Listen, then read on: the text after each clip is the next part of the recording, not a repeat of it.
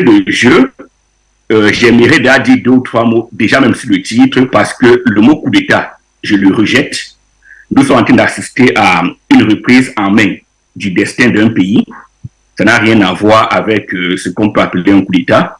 Et deuxièmement, je ne parle pas d'intervention militaire au Niger, je parle d'agression, d'une guerre d'agression que des gens veulent faire subir, non seulement au Niger, mais à toute l'Afrique.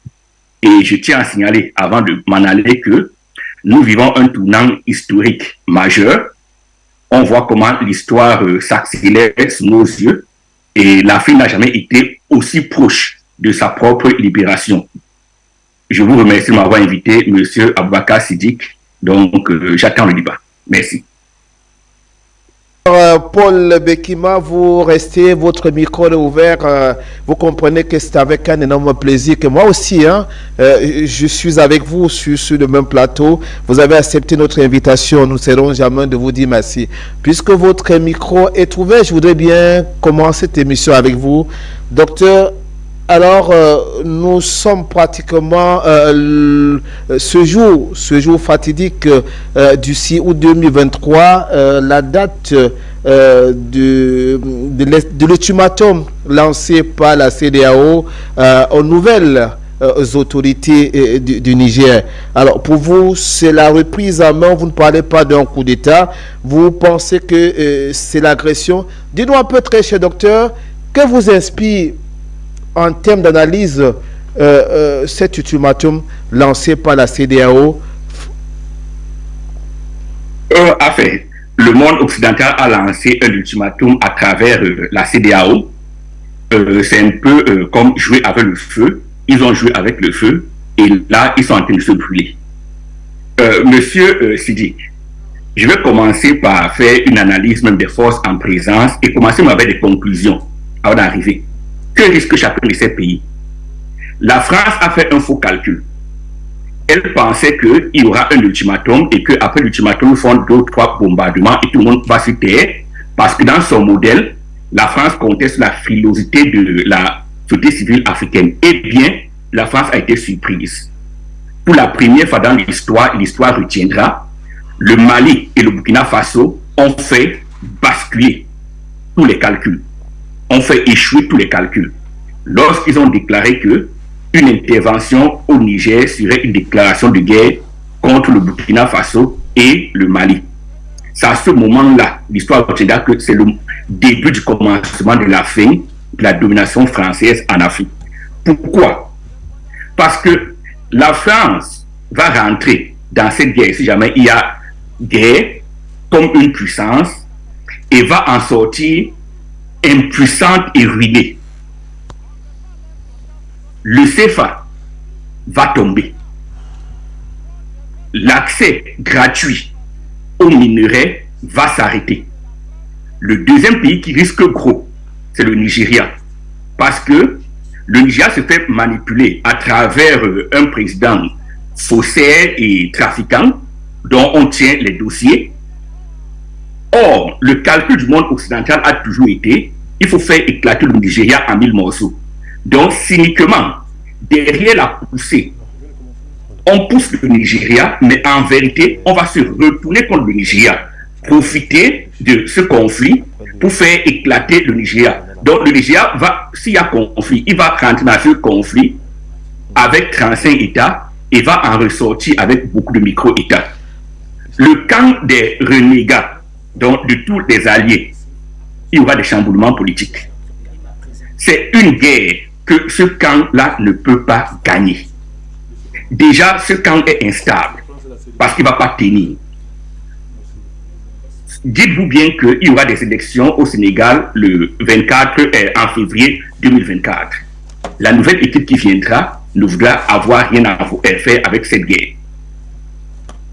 Au Ghana, il y a une élection en 2024. En Côte d'Ivoire 2025. Donc en fait, ce fonds ne peut pas tenir pendant plus de 2 ans. Or, la guerre dans laquelle ils vont se lancer ne peut pas être une guerre ni de moyen terme, ni de court terme. C'est une guerre de long terme. Je vais dire au moins de moyen terme. Donc, ils auront besoin d'un peu plus de 2 ans.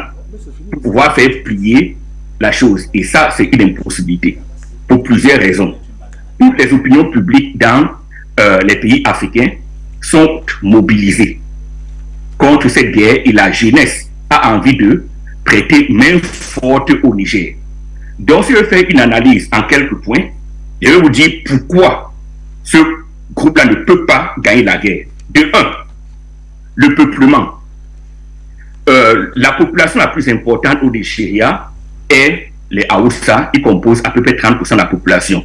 Donc, si on veut faire le rapport avec la population nigériane, c'est à peu près 70 millions de Haoussa. Et les mêmes Haoussa sont aussi la majorité au Niger. Un peu plus de 50% de la population. Donc, il y a à peu près 15 millions de Nigériens qui sont des Haoussa.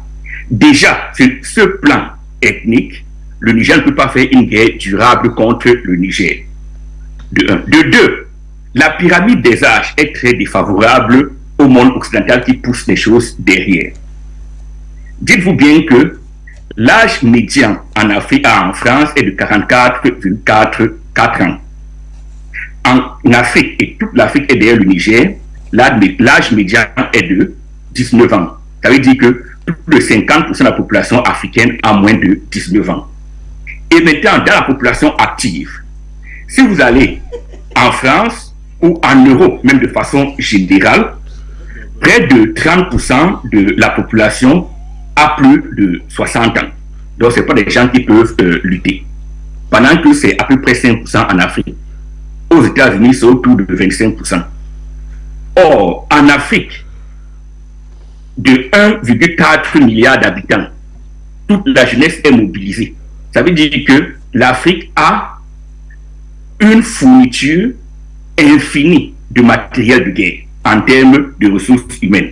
Maintenant, si on regarde l'énergie, parce que quand la guerre va commencer, la France, même qui n'a pas de munitions, devra être en mesure de produire de la logistique, des éléments techniques, le matériel, pardon, pour soutenir cette guerre. Qu'est-ce qui se passe aujourd'hui en Europe avec la fermeture de Nord Stream 1 et 2? L'Angleterre, déjà, dans quelques mois, va fermer 70% de ses restaurants parce que quand l'hiver va commencer, les restaurants ne pourront plus payer et l'électricité et le chauffage.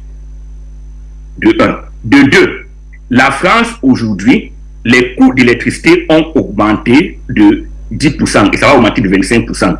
Comme la ligne de départ, c'est l'Allemagne, il y a encore un mois, le mégawatt en Allemagne coûtait 1000 euros par annuel, c'est-à-dire et maintenant 700 euros. En moins de 2 mois, c'est passé à 1000 euros. Donc, les Européens auront un déficit en énergie dans moins d'un an de 100%. Les prix vont augmenter de 100%. Ça va augmenter 50% en France.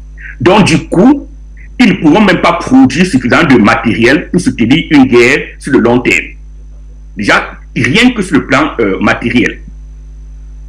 De deux, l'énergie qu'ils avaient gratuitement, elle sera fermée. L'une des conséquences de cette guerre est que les comptes d'opération ne seront pas alimentés. Donc la France n'aura même pas l'argent pour financer sa propre guerre. Donc vous voyez que quand on met beaucoup d'éléments objectifs en place, je vais finir avec un dernier point. Dans une guerre, vous voulez avoir ce qu'on appelle des lignes de ravitaillement. Mais quand vous analysez le positionnement même des troupes françaises aujourd'hui, maintenir, alimenter une ligne de ravitaillement sera très très compliqué parce que pour aller, par exemple, de Abuja à Niamey, il faut 14 heures. C'est à peu près 939 km. De Kano à Niamey, c'est à peu près 16 heures.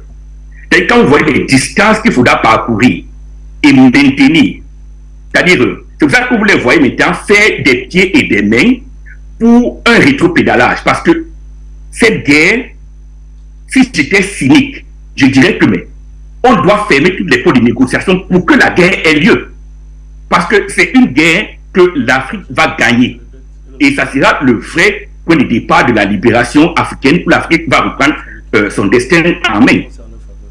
Le monde occidental qui l'a compris, les Américains l'ont compris avant les Français. Vous avez vu qu'ils avaient des positions extrêmement ambigu par rapport à cette intervention. Les Français aujourd'hui sont en train de faire un rétropédalage. Qu'est-ce qu'ils font? Ils poussent les Nigérians devant. Mais même les Nigérians n'en veulent pas. Pour beaucoup de gens qui veulent la libération de l'Afrique et qui sont un peu cyniques, ils diraient dommage. Mais cette guerre rebat, qu'elle ait lieu ou pas, elle rebat complètement les cartes de la géopolitique mondiale. L'Afrique va cesser d'être la serpillière de beaucoup de pays et va reprendre son destin en main. Je dis bravo aux militaires nigériens. Merci, Aboubakar. Merci énormément à vous, docteur Paul Bekimar, pour cette première prise de parole.